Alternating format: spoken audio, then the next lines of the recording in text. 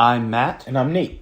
And this is Not Quite Religious, a podcast where a Christian pastor and former evangelical turned atheist have conversations about faith, religion, philosophy, and life while drinking coffee. Welcome to episode 11, where we're potentially going to keep it more lighthearted. We're going to talk about Marvel, DC superheroes and why Matt hates them, especially the MCU and Superman, apparently, in our... Superman sucks. So, we have talked about religion a lot. The last episode, we talked about fear of death and said we weren't going to get into religion, and then we did. And I guess it's hard to not get into religion. I think we'll probably briefly touch down on religion here, I think. I don't know how... You're right. I mean, I don't know how you can talk about what is the MCU, which is essentially a modern mythology. Yes. Without talking about religion. With actual gods. Right. With that, like Thor. You have superhero and gods, which is absurd. Well, and Moon Knight. One of my complaints. Moon Knight introduces all the Egyptian pantheon actually exist and are real. Oh. I learned that Moon Knight existed in the 2020s. And, well, it didn't exist till 2022. I mean, didn't it exist as a comic book? Oh, no, it existed as a comic book, Yeah, I learned that it existed as a comic book. I've never read Moon Knight. No, I did watch the series. I thought it was good. I thought some of the others, like miniseries that they're tying into Marvel Stage 4 were better. Potentially, if I had read Moon Knight and had some nostalgia towards him, I would have found it better. I don't know. I am a huge MCU fan. I also have comics from when I was a kid sitting in my basement in like the plastic vellum and alphabetized by number and everything else. And some in my office and some in our bookcase. Also, real quick, I want to shout out to Kurt, and I'm sure I'm going to get some comic mythology wrong. Him and his brother Matt are like giant comic people. In fact, when I stopped being a pastor, I started blogging for a food website called foodsided.com that my friend got me into because he was a main writer for their sports section called Fansided. Okay. Have you heard of Fansided? Yeah, and Foodsided. I didn't know they were connected, although I should have. One of my friends, Aaron, he's like a huge writer for Fansided, and he was like getting invited to baseball games and press conferences and things like that. So he graciously got me into Foodsided, and they were like, do you know anyone who's looking to write for anything else? And there's a comic one called, I forget the comic's name, and I don't want the Dude-sided? No, it's like Bam Crack Pow or something. So Kurt's brother Matt was like, sure, I'll do it. And he ended up like speaking at Comic-Cons, and they go to these things and they fully dress up, and it's amazing, and you guys are awesome. But I promise I am going to get some comic mythology wrong because I don't read comics much anymore. I have, especially when Kurt gives me them, and he's like, you need to read this. But I'm not at the comic book store. I was for a while, especially when Buffy ended, and Buffy and Angel came out as comics, and I like signed up and was picking all those up. But now I have lots of children and less money and time to do that. Are your children into comics? I've tried. They're super into the MCU, and Xander just started watching Titans on HBO Max on my recommendation. They really liked the Batman trilogy. The Chris Nolan one? Yeah, the Chris Nolan one. They really liked Wonder Woman, the first one. They liked Wonder Woman 1984. I was meh on it. So I guess they like superheroes that they don't necessarily read the comics. We did get Xander Walking Dead for Christmas. I mean, Santa got him Walking Dead for Christmas. But that's like been the extent of his comic book reading. Yeah. So my experience on social media with the MCU is that I can't believe how big it is. Because I think, at this point, I think... You mean how big the universe itself is, or how big the fan base that is? The fan base, the universe, how many comic books there actually are is what's just astounding to me. because the last time that Marvel made a movie with a comic book character that I had heard of was Captain America. Yeah. Yeah, and we had to look that up in the break because you initially said Hulk, and I was like, you didn't know about Captain America? I did know. And I only knew about Captain America because they always had like his paraphernalia at Target or Walmart as a kid. I was like, oh, who's this? Actually, as a kid, it was probably like Kmart or Ames or Zayres or Caldor. Oh, good callback. Yeah. Kmart and Ames. Yeah, I don't think Target was around when I was small. Or if it was like at one place. Just like Walmart probably existed in Texarkana or... Yeah, Walmart was definitely a thing when I was growing up. Right, it was not a thing up here. Okay. But Kmart was right along with Walmart, like, and Ames. Can't believe you brought up Ames. But going back to superheroes and Captain America. And then there are these people that come out on Facebook and they show their excitement for like the new thing. Like, I can't wait for Guardians of the Galaxy. I can't wait for Black Widow. I can't wait for Black Panther. And like, never heard of these things. And they're people that I grew up with. They're people that I went to school with. They're people that I hung out with. And I'm wondering, at what point were you reading comic books? And I wasn't there because it felt like, I'm talking about people like I went to school with and we weren't reading comic books at school. Maybe we were. I don't know. Maybe they were in study hall. Maybe that's where they were. It was in study hall. But, they come home and play video games. But I just, as time goes on with each new thing that comes out in the MCU, I feel like less and less a part of more and more people's worlds. Yeah. See, I remember walking from my house in Braintree with my friends to Quincy Center to go to New England Comics, like pretty regularly, and probably not every weekend, but every few weekends, and like picking up the new Tick, which was like so avant-garde. Like if you read comics and you knew about the Tick, wasn't there a cartoon? There was a cartoon. The best episode in that is when Arthur decides not to be a sidekick anymore, and he makes a sidekick out of like planks, and it's called Little Wooden Boy. Oh my gosh! And do you remember this episode? No. So it's awfully painted. It's like a third grader tried to make a sidekick, but this is a grown man with superpowers, and they get eaten by a whale, and the only way out is to set Little Wooden Boy on fire. And at the end of the episode, it's the Tick yelling, "Little Wooden Boy, no!" And for some reason, like that has stuck with me and been hilarious. Anyway, so like there was the Tick that like only comic book people knew, at least in 1994, 95. Well, I was picking up like the Venom, the Spider-Mans, the X-Men, the Wolverines. Didn't really get into the Avengers so much. There are some down there, but I was much more X-Men. And I think that also has to do with the X-Men cartoon coming out in the mid-90s as well.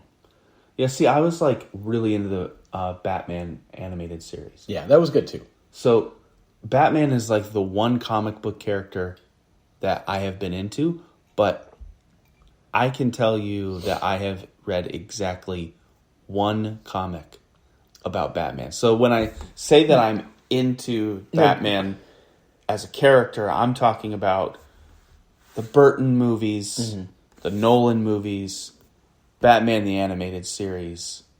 That's it. I read The Killing Joke one time. Now, when I had an hour... Was that an anthology with like multiple... Because most comic books are like 10, 20 pages. The Killing Joke is like a graphic... Okay, so it had multiple... Cause it's a graphic novel, but it's not even a novel. It's not even as long as a novel. Right. It's like 6 episodes or something all in one book. It's like, I don't know, we're half on a an podcast. Inch, half an inch thick. Yeah. It's not very long. It's basically a Joker origin story. Yeah. And it's good. They made a movie about it that's kind of crappy on Netflix, I think a few years ago. But that's it. Like that's the only... I didn't read any of the Callahan or what's his name? I don't even know like the founders' names. Of DC? No, of Bob Kane, but there's the real guy. Yeah. I did watch the documentary about the real guy and why Bob Kane's not the real creator, and I can't remember the real guy's name, which is a shame because he's actually the guy that created Batman and the Joker, and Bob Kane took credit for it. But that's all. That's all to say. Like I'm so not a comic book nerd, and most of the time I feel like I'm the only one. Yeah, I think you might be because the MCU is so good. I mean, there were some bad movies in there, like Iron Man 2. Yeah. Wasn't Iron Man 3 even worse, which I didn't watch? No, not in my opinion anyway. I 3 is better than 2. Yeah, I think Iron Man 3 is rated as one of the higher up movies. Okay. I think Black Panther. But people have, like, Iron Man 3 is polarizing, right? Because of the main villain. Like, people either love what they did with Mandarin, or they don't, right? Am I getting that right? Was that Iron Man 3? No, I think that's Iron Man 2. Iron Man 2 is with the whippy guy. I sound like I'm such a jerk. Like, I don't know. Whiplash is Iron Man 2. I think with their... Gosh, I'm so sorry, guys. I'm pretty sure. What was the one where Gwyneth Paltrow gets hit with the military upgrade thing that is making people explode? No, that's Iron Man 3. Yeah, I think so. Because that doesn't sound familiar, and I didn't watch it. Yeah, that's not the Mandarin is the big bad guy, though. That was the scientist that Stark wouldn't hire, who got really mad and like creates his own thing, and that's when Tony Stark creates like a bajillion Iron Man suits, and they're all flying around at the same time. Okay. There is one though that the Mandarin is in, and right, because the Mandarin was like a giant. Well, it was like basically Iron Man's Lex Luthor, right? And he is Asian, and has 10 rings, which there's also a movie like 10 Rings, and so they kind of actually pick up the Mandarin story and try to redeem it. Yeah. And actually kidnap the guy who... A total spoiler alert, by the way. Spoiler alert. Kidnap the guy who was acting to be the Mandarin. Yeah. Maybe I am getting the order mixed up. Ben Kingsley. Yeah. But yeah, fans were upset because they wanted to see the actual Mandarin, not this person who was pretending to be the Mandarin. Because it would be like taking Lex Luthor, and instead of him being like this evil genius, he's just an actor. Yeah. Like, yeah. People would be like, that's not really Lex Luthor. But the other take is like, wow, that's really brave and bold and actually interesting. And I've seen people have that take that they like it as a... They like it as a plot device. And rewrite it, yeah. And, but I guess those people aren't purists. Right. I mean, I think all of the movies take liberties with the comics, though. Yeah. They're based on them, but they're not. Exactly. Yeah, and I have experience with purists in other arenas. Like, I'm a baseball fan, and like, there's always this. Yeah. There's this infighting with, whether there should be a DH or not, or like, this kind of stuff. So that's my entry into baseball. Bores me. Yeah, like, baseball is my MCU. Yeah. Yeah. I think you all understand what I'm saying. I had a friend over the other day, and I had a book that was just happened to be laying around, and this sounds like the worst like humble brag of all time, but it has a point. So it was Hegel's phenomenology of spirit, and my friend happened to be a historian. He goes, he looks at it, he goes, "That's the kind of book that Matt Miller would have laying around." But I didn't get into philosophy until college. I grew up, and nobody ever believes me when I say this, but come on, I've been talking ignorantly about comic books for about 10 minutes now, right? Like, I don't know what I'm talking about. I was a jock as a kid. And I still am. That's what I nerd out on. I nerd out on sports. I like baseball, I like football, I like soccer. And I like basketball when there's something on the line. I don't like basketball necessarily in November, but I like March Madness. Yeah. I like the NBA Finals. Like, I'm a real sports nerd, and I guess that's what I was doing when I was a kid instead of reading comic books. Yeah. The only sport I get excited about is curling. That's deep. Yeah. Like, I mean, I'll watch the Super Bowl. Yeah. I can appreciate why sports are exciting. I love playing sports. But like sitting down and watching, and when I worked at Mullen Center, I got really into watching the basketball and hockey games. I was also like courtside, driving the Zamboni, like working the buzzers. Like that's like when you're like that close, it's a very different experience. Mm-hmm. Yeah. But like I wouldn't turn on a hockey game or a soccer game. Like even with like the Super Bowl, I'm like, how do we watch this in our house? Like, like I guess I have to like buy an antenna or pay CBS for a free trial. I guess you don't pay for a free trial, but I've done enough different emails that I like. Yeah, now that I have kids, I realize something I didn't realize until I had children, which is that sports is way less exciting by yourself. Yeah, when I didn't have kids, sports was always a social event, mm-hmm. and maybe you actually watched, an hour and a half, an hour of a game, but the rest of the time you were socializing. That was part of the fun. Yeah. I actually can't just sit there at night, even after my kids go to bed, just be like 2 hours of basketball. Let's probably sprinkle in like 10 minutes of things that are exciting or something that you've never seen before. Yeah. You have to hold up. You have to wait out for the build up, because if it's it's like, hopefully it's a close game, and you have to build up all the stuff in between for it to pay off.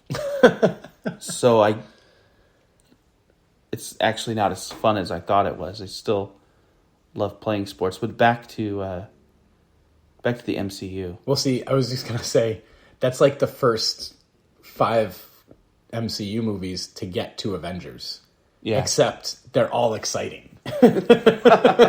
And then you have Avengers, and you're like, oh man, they finally said Avengers Assemble, and like everyone in the theater is like clapping and hotting. Like, I know. I was there when that happened. I was like, oh, is this as cool? This is definitely not as cool as when Joker put a pencil through somebody's eye. That's true. And that everybody clapped in the Although theater. it was pretty amazing when Hulk smashes Loki back and forth. He was Loki like, I'm a god, and he's like, puny god. That was hilarious. Yeah. I liked Iron Man. I liked the first Iron Man. Yeah, it was good. I watched that one in the theater, and I can appreciate, and I think it's more so the case with the early MCU than the later one, where like I think they were more enjoyable for the casual fan back in the day. They've definitely gotten more complicated. Like, yeah. Shirley had watched a few back and then like I think we started dating when Guardians 2 came out, and I was like, well, you have to watch Guardians 1. Mm-hmm. And like at least the Guardians, like you didn't have to watch the others to get Guardians 1. Right. But and we'll say a lot of them, like you don't need the others, but having the others makes it way more enjoyable. Right. Like Avengers stands up on its own. Maybe not Endgame so much, because you're like, wait, what happened? Right. Yeah, because you kind of need Infinity Wars to understand Endgame. And you kind of need Captain America, Winter Soldier to understand a little bit of Black Panther. But yeah, Shirley was like, she hadn't watched all of them, and me and my kids have watched everything, and most of them right when they came out. Mm-hmm. So we're going to the movie, like we're taking Shirley to the movie theater, and we're explaining like the 7 movies she hadn't seen, and like, you can see her eyes like glaze over. She's like, can I just watch the superhero movie? I'm like, no, you can, but you can't. Like, you need to understand that this happened, and then this happened, and this happened, and so I can see why they become less enjoyable. I also think like with the multiple phases, like Phase 4 that's starting now. Like I said, I never read Moon Knight. Hawkeye to me was like the weakest of the Avengers and the Avengers comics I've read, and like, okay, he can like shoot an arrow really well, and in the comics he's like got a little bit like, it's not just arrows, like he can throw playing cards and hit you in the eye, like but like I wouldn't have picked up a Hawkeye comic. I did watch the Hawkeye show, so I think at least with the different phases there is like you can restart here. I wonder if there's an element of what attracts certain kinds of people, most people apparently, to comics. I wonder if there's this element of just people with having superpowers existing in the universe with people who don't. Yeah, it's something that fascinates people about that. That doesn't grab me. But I was interested in Batman, not because of Batman's heroics or his superpowers, but because of his psychology and his psychological relationship with the best villains rogue, or the best rogue gallery. Yeah. I mean, he's probably clinically insane. Sure he is. Alfred is the worst. Because he enables. He enables him when this whole time he should be insisting that this kid be seeing therapy from day one. Oh, you get home. What happened? My parents just got murdered in the alley. Okay, we're going to therapy now. Sure. But instead, he comes home from college or whatever. He's like, I'm going to dress up as a bat and I'm going to go out in Gotham City and I'm going to beat up poor people. And Alfred's like, yeah, maybe that will help you heal. Yeah, I mean, the DC isn't quite the same as Marvel, where like Marvel's TV shows tied into and this is before Disney Plus, the Netflix, Daredevil, Iron Fist, Jessica Jones, Luke Cage, and then the Defenders all tied in, and then there was the ABC show, with Coulson. Turns out Coulson didn't actually die. Spoiler, or he did die but was remade. What was the name? Anyway, they tied all the stories together, where DC doesn't really care. Because if they did, they would have kept the Flash from the TV show instead of recasting the Flash and built off Green Arrow. In the TV shows, at least the Supergirl, Green Arrow, Flash, Batgirl, they all tie into this universe. But for the movies, they were we're going to do our own universe. Anyway. Long story short, there's also a show that was called Gotham, which I don't know if you watched. I thought season 1 and 2 were good, and then I think it ran off the rails. Okay, so in that, Master Bruce, he's not even coming back from college. Right. He's preteen to teenager. Right. Doing all this crazy stuff. Right. And Alfred's like, Master Bruce, it might be a bad idea. And Bruce is like, I'm sneaking out with the person who will become Catwoman and Poison Ivy anyway. Yeah. And then I'm going to interact with the Penguin. Yeah. No, that show was absurd, and it leaned into its comic book nature too much. I felt like the original premise was really fascinating, but they got impatient and they didn't actually let these characters develop. I thought that it just got sensationalist. They were like, "Oh, we need to show the audience this villain and this villain and this villain," and after a while, it was exhausting, and it just became super absurd. But the first season was a little bit of a slower pace, and actually, every episode was more. It was kind of like a CSI episode almost. Yeah, like a detective show, which I thought was really good. Yeah. And then they would just suggest a villain. Right. Or Penguin was in it from the beginning, but he was he wasn't this super villain. He was a bumbling idiot who also was a genius, but... Yeah. Penguin, they needed to have one that was the show's antagonist. Yeah, and so they had Fish Mooney and they had Penguin, and they were kind of the show's antagonists, and that worked. But they suggested Mr. Freeze. Yeah, except also when I was watching that, I'm but the timeline doesn't work because this guy's so old, and Mr. Freeze has to be Batman. So yeah, and some of them I'm so Mr. Freeze is 100 in the Gotham universe, but and then they had a Joker, but they had some DC wouldn't let him or something. Yeah.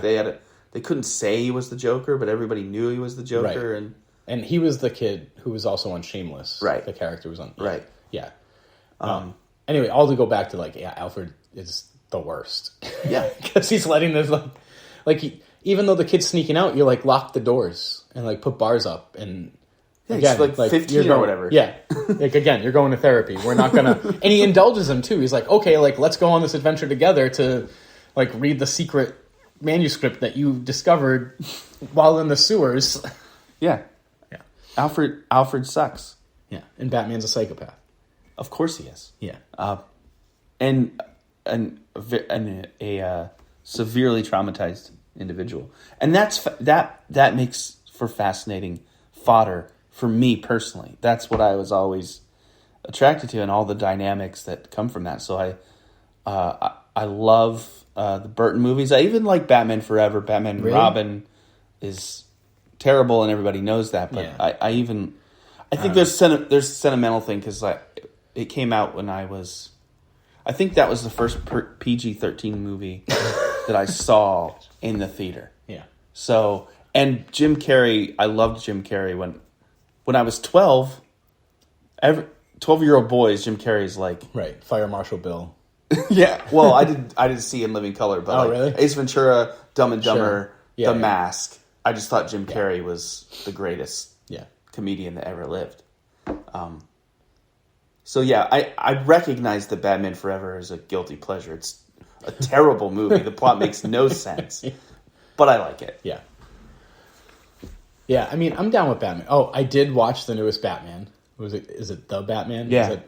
I thought it was a really interesting take. I really enjoyed the Riddler. Fresh. It was nice because I think the Riddler, like, at least in all the other cinematic, like, he doesn't get the same airtime. Like, everyone wants to see the Joker. Everyone knows the Penguin.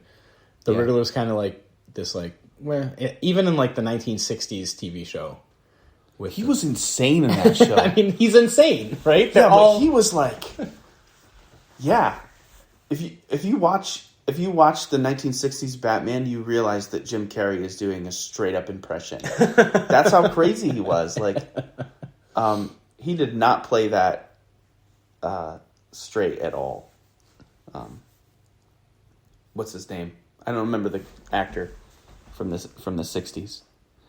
But yeah, I've been into Batman, but mostly like from the film and on screen, like television angle. The only Batman movie I don't like is Batman and Robin. Yeah, that's it. It's awful. Yeah, that's just common knowledge. It's like, but yeah. So then you're saying like you add Superman in, and you're like won't. Well, okay, so I don't know where to start. The world that Batman inhabits, the city, Gotham City, it's such a beautiful metaphor for like the whole world. It's a self-existent universe that's compelling all on its own. To add more to it is unnecessary. The characters that exist within it are all fascinating, and I just feel like the world works better by itself. And and none of them have like superpowers in the sense of yeah. And Superman existing in that world. If I were Superman, I look over at Gotham City and it's like that place is jacked up. I would Ra's al Ghul that entire city if I were Superman. Yeah, I mean, because Metropolis, by comparison, like you have Lex Luthor. But also, like, just snap his neck and move on to Gotham. Yeah. Superman's like, what is going on over there in Gotham City? I'm just gonna drop a bomb on Arkham, right, and make Bruce go to therapy, and we'll be done with it. Yeah. But if Superman is not in the Gotham City universe, then you have this. You have this city that this man Bruce is obsessed with saving, and it's virtually unsavable. And you have the added thing that he's actually only adding to the insanity. Yeah. In solving it the way that he's going about solving it by being an insane person that dresses up like a bat, right, which is like part of the problem. Is handled in The Dark Knight, the movie, where like the Joker's like, Batman created me, right, and straight up tells Batman like, without you, I couldn't have existed. Right. You complete me. You give me purpose. See, the Joker's afraid of death. He needs Batman to give him meaning and purpose for existing because he's a straight up nihilist. But like all these existential, philosophical, absurdist, psychological things exist without anybody's help. Exist in Batman, just in that universe, and that's what fascinated me about Batman in particular, and I don't need any other. I don't need Spider-Man. Well, different universes. Well, like any other comics, it's like I don't need Superman. I don't need Spider-Man. Like I'm fulfilled completely aesthetically and by just the story of Batman. So the people that are like into comics and go to Comic-Con and post about the latest film adaptation of whatever comic books they were into as a kid, I think it's a different attraction than the one that I have to Batman. Like I like Batman for different reasons than people who like comics like comics. Yeah, although my guess is people whose favorite hero is Batman probably enjoy him for similar reasons. Yeah. I like the MCU. Like the X-Men fascinated me back in the day because they were cool, but also like I was old enough to get like, this is like about racism and otherness and which I could get into X-Men because of that. Yeah, I mean the comics make clear, and even the TV show makes clear, right? Like, like the whole like there's a controversy of whether you should take the shot that gets rid of your mutant genes. Also, I think so. In the past, I've said Batman: The Dark Knight is like the best superhero movie, and I stand by that. I think some of the Marvel movies, Black Panther, come close. The next closest for me is X-Men: Days of Future Past, which like whenever you have time travel is just amazing, but just thinking through like on the fly, like part of the premise is humans need to eradicate the other, and the threat, and so you get like the not cyborgs, but whatever Sentinels, like that are also evolving, like just straight up murdering anyone that could potentially ever create another mutant. Which also like begs the question. So I think this is part of your problem with Superman, like, and this is answered in some cartoons later on. But like, so you have this universe that mutants exist, as does Spider-Man, as does Thor, as do the Egyptian gods, as do the Guardians of the Galaxy, as do Miss Marvel, and then you got these like crazy politicians creating Sentinels to kill all the mutants. Like, where's Iron Man helping them out? Right. Or is he destroyed too because they view him as a threat? And, as powerful as Iron Man suits are, the Sentinels are, especially in Days of Future Past, shown to be, like, godlike in their abilities. And, like, do Thor and the Egyptian gods, who left Midgard at some point, like, peace out, humans, we're gone. Do they just leave? What about the Eternals? Like, why aren't they... Right. And I don't know that the MCU is behooving to like continuity or I mean comic book nerds, not a derogatory term the way I'm using it. Comic book nerds are ready to suspend disbelief for as long as they need to. You have to. And I think that at least the MCU it tries to be continuous because it's trying to tell this overarching meta narrative. Yeah. But you just have to accept some level of like absurdity. Right. I mean, the multiverse helps, right? And I haven't seen the Multiverse of Madness, but like, if you have one universe that has mutants and one that doesn't, like, right. And going back to like my atheism thing, like, if the multiverse is true, whether like in reality, not in the MCU anymore, but if it's true in either that every decision splits the universe into two universes, or the universe is infinitely big because we can only see like 90 million light years out, but we know there's stuff beyond it. Either way, there is an infinite number of Matt and Nate's having this exact same conversation. There's also an infinite amount of Matt and Nate's having a different conversation.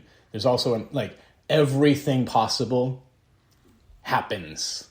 So you could have, the MCU picking up on that, you have one universe where mutants exist and another universe where mutants don't exist. Right. So it's convenient. Yeah. DC does the same thing, right? So I don't know. Did you watch The Flash and Green Arrow? I think you would really like them. They're kind of similar to Batman in that it wasn't until metahumans arrive on the scene that supervillains arrive. So the superheroes are first. Yeah. And that kind of creates supervillains. Right. But there's, at least in the Flash TV show, 53 different universes that we know of, at least. And like Supergirl doesn't exist in the Flash's universe until they get to another universe. And then eventually there's Crisis of Infinite Earths, and I won't spoil that, but it's just like too much for me. Even you bringing up Supergirl, I'm just like, that's clearly commercial. Superman worked. Why not a Supergirl? Yes. Same thing with like Batgirl. Same thing. I'm one of the guys that doesn't like Robin. I don't think it makes any sense with Bruce Wayne's character. Which Robin though? I don't like any Robins. I don't like the fact that Batman shouldn't have a sidekick. And I love Chris Nolan for. I mean, he kind of had. There was like the one character in the third movie was like kind of a Robin, but like no. And Tim Burton too. I was like, thank you for making two movies that had no hint of Robin in them. Yeah, so Titans, which I talked about my son watching, both Robins are in it, and it's really good. And basically, one of the premises is Batman effed up these two kids. Clearly, yeah, right, yeah. So, like, and also like, as you meet Batman later on in the series, like, there's no charity. Like, he didn't do it to save these kids. He did it because he needed, like, to know that once his insanity passes, because he's gonna die, like, he's created someone else as messed up to take on the mantle, so to speak. Yeah. So I think like Robin makes sense in that sort of scenario. Like not like, oh, he's an orphan and I'm going to take care of him. More like, I'm going to die. I might as well train this other kid to take over because that's the level of my insanity. I guess so. Yeah, I can buy that. Going back to multiverse, I just had this thought that there's a Matt and Nate in another universe right now with a podcast titled Religious. Not quite.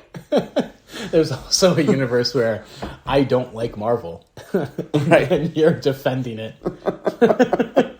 right? Exactly. I forgot what I was going to say about so superheroes. I think the MCU does try to be continuous, at least in its movies, television shows, and of course they mess up because there's 20-something movies, and I don't even know how many shows at this point, six or seven.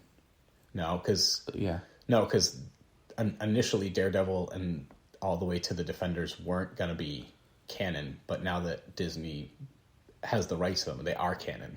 So you're looking at 5 TV shows there, plus the one with Coulson. Agents of S.H.I.E.L.D. Haha, I got it. Right, plus Agents of S.H.I.E.L.D., plus Loki, plus Hawkeye, plus What If, which hits on the multiverse. It's a cartoon. It's pretty good. So it's like, what if Thanos was good? What if Black Panther, like, these questions that they could have asked some better questions, but I get to why they're getting to where they get to. So there's at least 10 TV shows, and they're all trying to be continuous and tell the same story. But there's got to be mistakes where. So what do you think the attraction is? So is it an escape into fantasy? Is that really what it comes down to? I think that's part of it. In the Après Post book that we've mentioned before, I say that in that, which again was a much more Christian take on worldview, is that it's sort of modern day neo-pagan mythology. Yeah, clearly. Right? So there's that. Like, I don't think most people in ancient Greece, especially because of what we know of Greek philosophy, like, really believed that Zeus lived on Olympus. Especially post-Socratic. Yeah. Right? Yeah, at some point they did, which is how these myths come. But then the myths are like good ways to teach your kid, or like explain spring, or like just like the story of Persephone is both horrifying and beautiful. right? Like, yeah, here's my daughter. I'll sell her into sex slavery, and that's cool. But she gets to come out every now and again. Yay, spring! Right? I mean, C.S. Lewis and Till We Have Faces does a much better retelling of that story, and it's still really beautiful.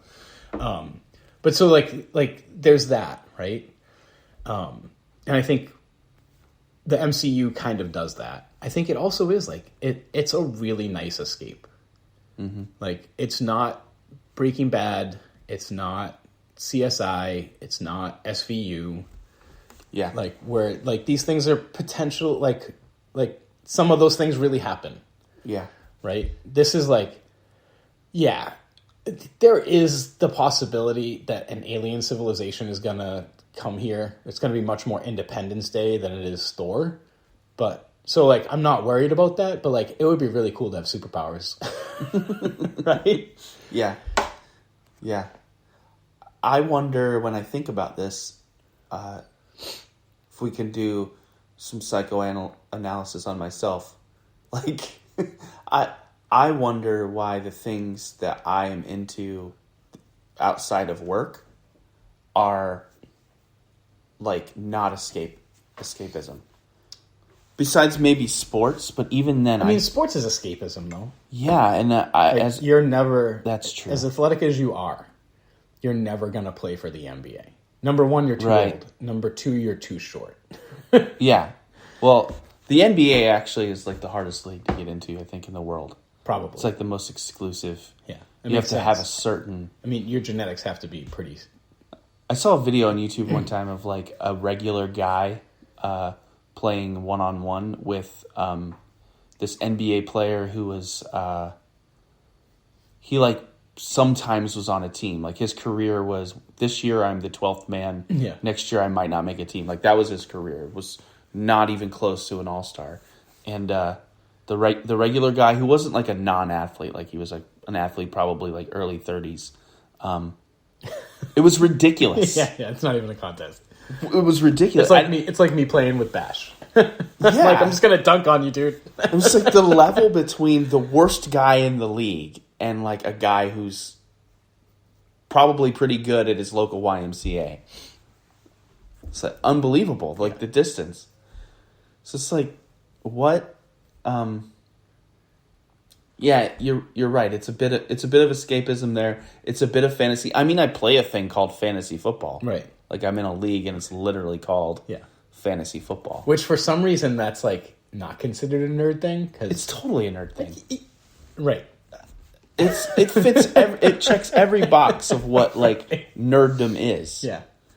I guess I just mean, like, in my non-sports television viewing, like, I don't want to watch anything sentimental.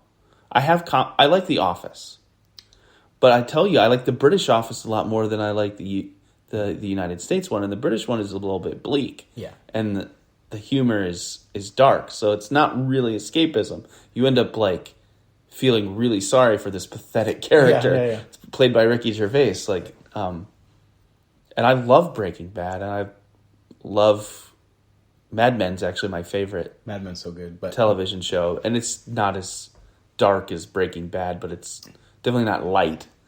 Yeah, I never watched Breaking Bad. Mad Men occasionally like left me feeling very depressed. Yeah, and I don't know if it's like depression that I feel, but whatever that catharsis is, like, I enjoy that. Like, that triggers my pleasure things, and like just watching a superhero movie for 2 hours or watching an action movie, things blowing up for 2 hours does not. See, what's funny is I get why people like Die Hard, for instance. Yeah, but I fall asleep every time. See, I like the Die Hard trilogy, the first three. Yeah, I didn't watch, and like, I don't see. I love the MCU, which I guess technically are action movies. Mm-hmm. I watched Fast and the Furious 1. I thought it was fine. I have not watched any since because I'm like, like those type of movies. Like, whenever they have like that bald guy who's, you know, like or like Van Damme, like the modern day Van Damme, Vin Diesel. Yeah, right. Like, they don't do anything for me. I don't care. But the MCU, I'm like, yeah. I also, so the other things I watch, I I've watched Buffy and Angel at least a dozen times through, if not more. Me and Shirley have watched the Vampire Diaries together twice, which is like at least 4 times I've watched it, and we've convinced the older kids to start watching it, so we're on our 5th. And that's like not only Vampire Diaries, but originals and then legacies. So like vampire stuff, like I love the Underworld trilogy. Mm-hmm. I think they made a 4th one too that I didn't see. After 3, things start, unless you're Marvel and you go to 20. Mm-hmm. Like, right. But even then, they didn't make Iron Man 4. They're like, Iron Man 3, and move on. Yeah. So I watch, like, those are what I... So it's like superheroes, vampires, Teen Wolf also, which was made for MTV. Mm-hmm. It was probably the most shameful like of the... I'm like, oh, MTV. And then, like, YouTube documentaries on, like, I watched the SciShow, I subscribe to Veritasium, which are science-based, and then, like, some anti-Christian, anti-theist, apologetic. Like, that's it. So, it's either, like, super realism, yeah, or like, super escapism. Yeah. But I don't understand. I always want to say, like, you just didn't give MCU a chance, but if you watched the first 5, you did. I watched Iron Man. I watched. I watched Hulk? Avengers. No, I didn't watch the Hulk. It was just one of the ones. It was just one. I knew the. Yeah, I'd heard of the Hulk. Yeah, most people didn't like the Hulk. I actually really did. Yeah, the Edward Norton one.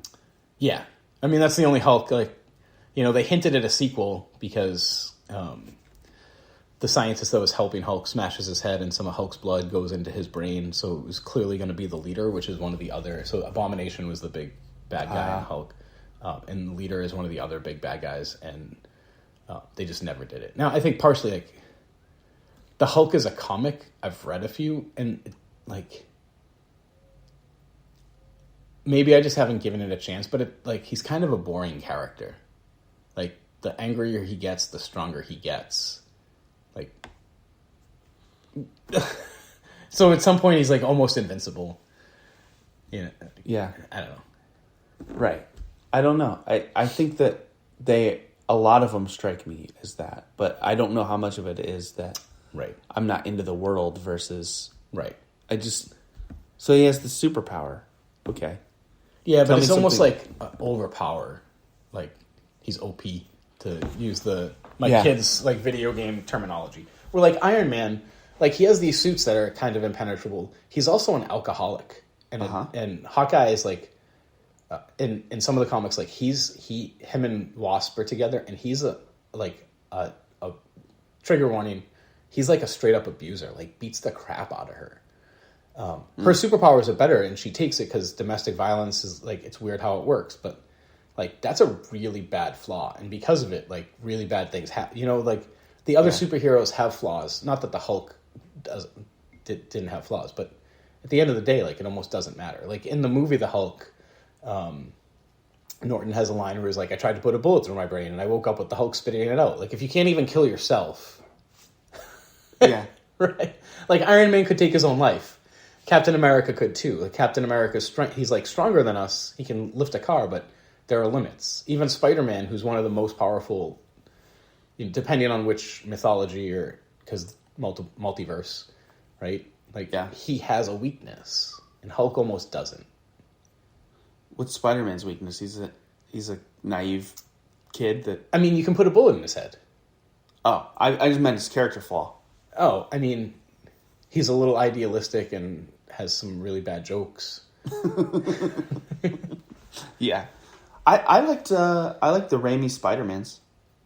I thought, and that was before there was an MCU, and one of the reasons I liked them was because you're telling a story from within a contained universe. Yeah, and I can understand it. Like and because it's a contained universe, it's like I can do all of my own thinking about why this character is reacting to this, right, and that, and Did you watch the Amazing Spider-Man series, the one that came out after? Yeah, I did. I was really disappointed they didn't have a third. I really liked that. I didn't think the second one was that bad. Yeah. Like, it was not as good as the first. Right. It's still it's still a decent movie. And it was, in Andrew Garfield was a little over the top, a little... But, sometimes Spider-Man's over the top. I didn't think, overwrought is the word I was looking for, but I didn't think it was that bad. Like, it wasn't so bad that the series deserved to be sunk. And besides the MCU, what about the other Spider-Mans? Because they were like independent and in the MCU. Did you watch any of? Well, there's the Raimi ones, and then there was the two with right, but Garfield. then the newest ones aren't those part of the MCU? Like with they are, but they were still owned by Sony as well. But did you watch them? Like the watched, No Way Home. I watched. What's the first Homecoming? one? Homecoming, and then the second one with Mysterio. Yeah, I didn't. Though I watched those. Far From Home, and I haven't watched the latest. So you should watch the latest one because there are so many callbacks to the other movies. Including characters from those movies. But that's it's beautiful. Like the jokes and the callbacks. Maybe I don't like that. I don't know. That's just like annoying. It's when you. So I'm just gonna do another spoiler alert. Like all three Spider-Mans. So Garfield, Maguire, and I'm awful with celebrity names, by the way. Tom Holland. Yeah, Tom Holland.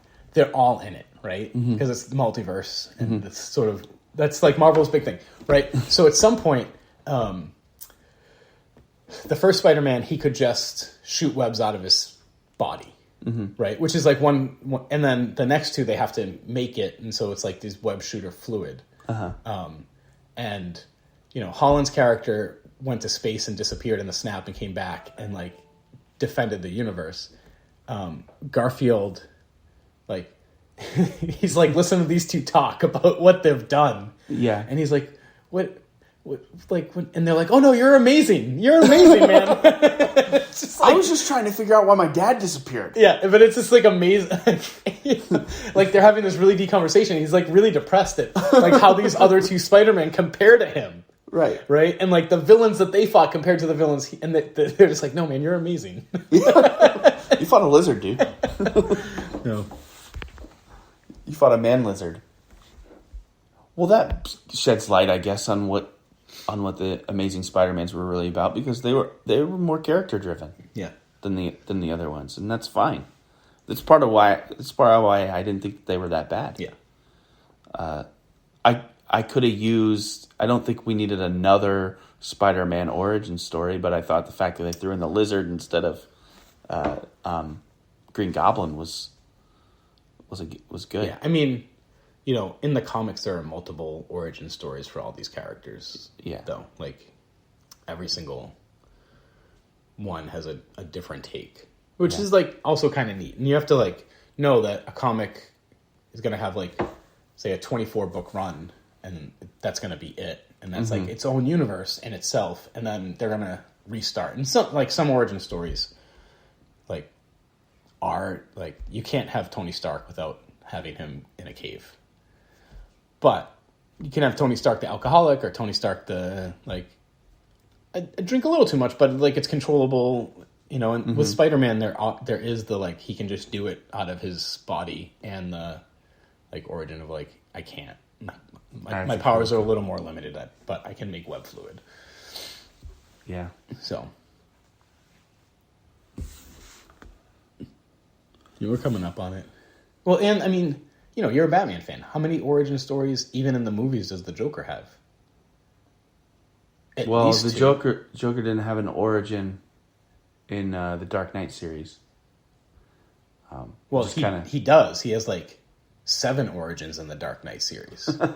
He has alleged origins that right. He as a unreliable narrator right. gives us, which is part of the point. But it's not Batman, where the Joker gets dropped into a vat of acid by Batman. Yeah. Right? So, like, there are multiple origin stories for the Joker, even with it, before you even get to the comics. Yeah. And I think part of the Joker's, like, thing is, like, no, even, like within the DCU, like no one actually knows the origin. Like I think the Dark Knight is the closest to the actual origin story of the Joker, which is like, I don't know. And the idea of Joker as Batman's arch nemesis. And mirror, like... Yeah. Not mirror. He's... Upside down, if we want to reference Stranger Things. He's like the upside down of Batman. Maybe, but it's interesting that he's a clown. He's like not an... he's like not an insect. You know what I mean? Like, right. It doesn't go off the bat motif. It's two things that are incongruent, but Joker's motivations are... But both of them are clearly reacting to some trauma, but we don't know what trauma the Joker is reacting to, right? In particular, and his reaction to his trauma is the world doesn't mean anything. I can do whatever I want, which is completely different than Batman's reaction to his trauma. And it's not really a mirror because Batman needs, because of his trauma, Batman needs the world to be controllable. And Joker revels in undoing that. Yeah. He likes messing with Batman's mind. He exists to be his villain. And they actually exploited this relationship really well in the Batman Lego movie. I forgot that's like a movie. That was so good too. Yeah. And at the beginning where like Joker is talking to Batman like and calls himself his he calls himself his greatest nemesis, and Batman's like, "You're not my greatest nemesis." Right. And Joker's like, he's like, he wants this relationship like that's mutual, and Batman's like, "No, you're just like a guy that commits crimes, so I try to stop him." And like, I think that's really profound that because I think that relationship exists, is that Batman doesn't go to bed at night and go and think about the Joker the same way the Joker goes to bed at night and thinks about Batman. Like, yeah. But that, without that dynamic, I don't think Joker has any motivation to do anything that he does. Right. So it's endlessly fascinating. Yeah, I mean, that's even in my kids' books. So actually, we do read some comic books because I read them when I put them to bed, like my younger kids, but they're not like comic books like they're short stories, like 5-minute go to bed. But in some of them, like the Joker is like clearly wants to be Batman's friend at the same time that he wants to destroy him, right? Like even calling him like Batty, he's like got a nickname. Yeah. Right. Right. Batman doesn't have a nickname for the Joker. Right. Yeah, it's like this. It's like that scene in Mad Men in the elevator with forget his name, and Don Draper says, the kid asks Don Draper's like, "How do you go to sleep at night?" He's like, "That's funny. I never think about you." And just walks out the elevator. Like, So real quick, because I referenced Stranger Things, have you watched it? Do you like it? Did you watch the new season? Watched season 1. Yeah. And I haven't watched any other seasons, so that tells you everything, I think. So I almost didn't make it through season 1. I thought the first few episodes build-up was a little too slow, and then really enjoyed it. This current season 4 has been by far the best in both storytelling, cinematography, suspense, and then we binged it the first 7 episodes, and we're like really excited to finish because they leave it on a cliffhanger. And I'm not going to do a spoiler alert because it's too soon. Mm-hmm. But 8 and 9 don't come out for another month, and I'm like, you can't say that the whole season is being released and then hold back the 2 that wrap everything up. So I'm pretty frustrated and disappointed. But also, she's a superhero. I'm holding out for Better Call Saul to come out on Netflix.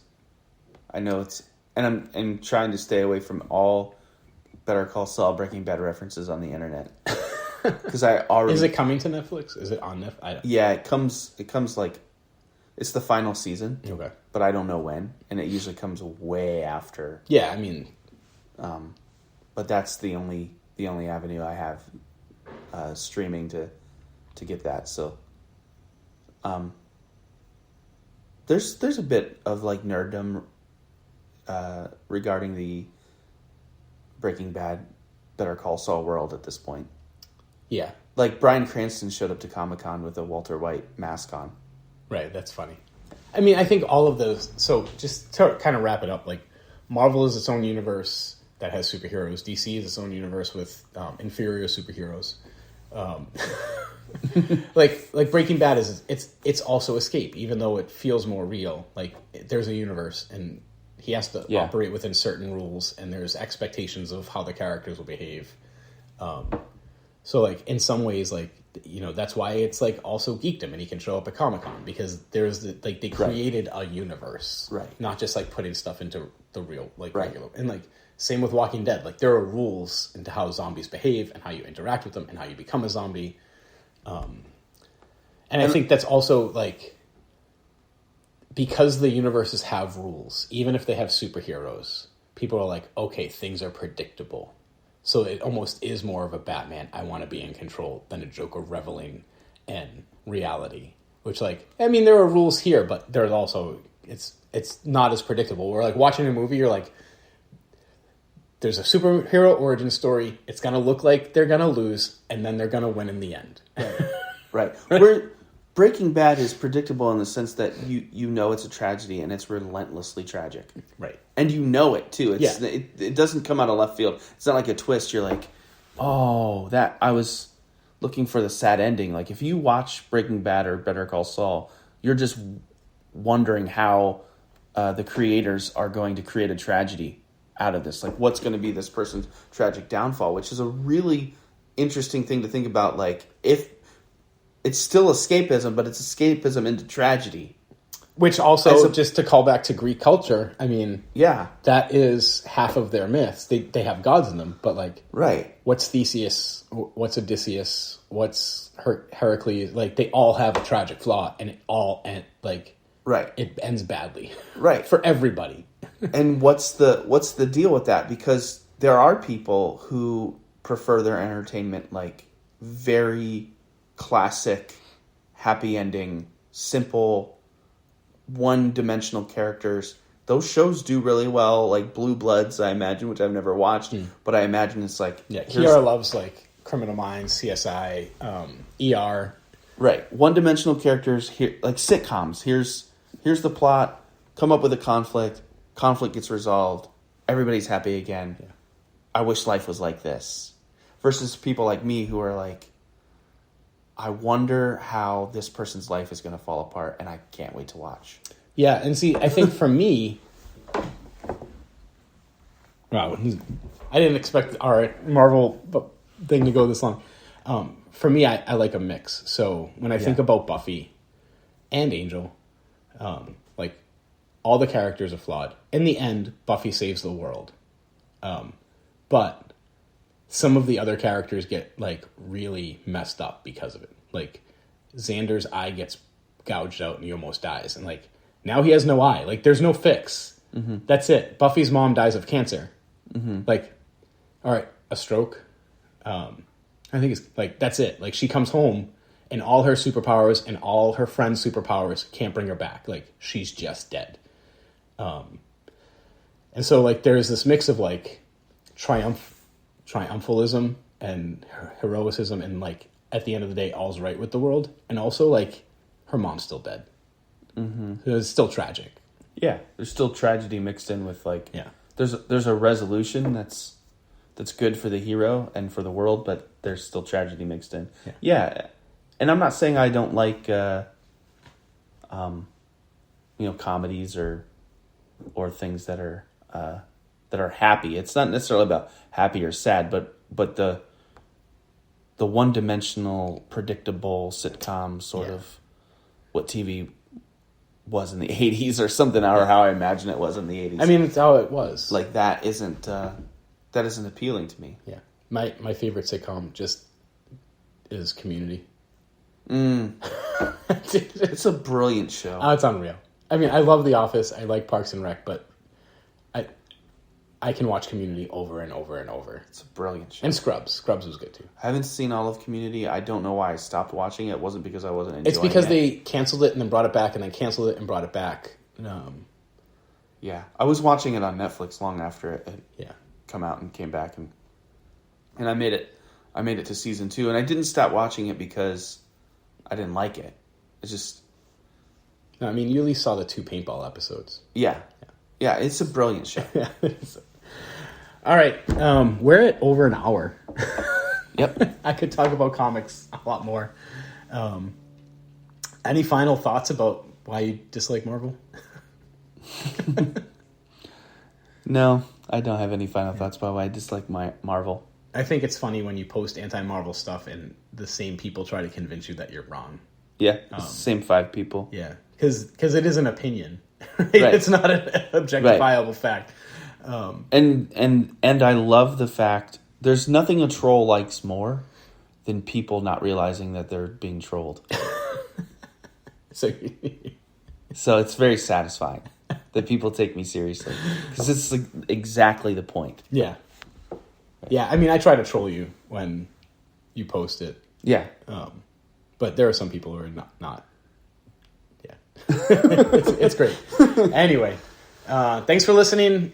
I'm sure we'll hopefully have some more lighthearted discussions like this, as well as some more in-depth philosophical discussions. Matt's wrong. Marvel is great. And okay. That's a microcosm of like our discussions this far about atheism and theism. Yeah, Matt's wrong, and my response is okay.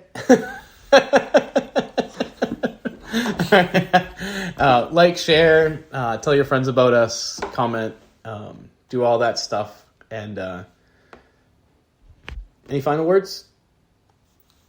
We love you. Have a great week.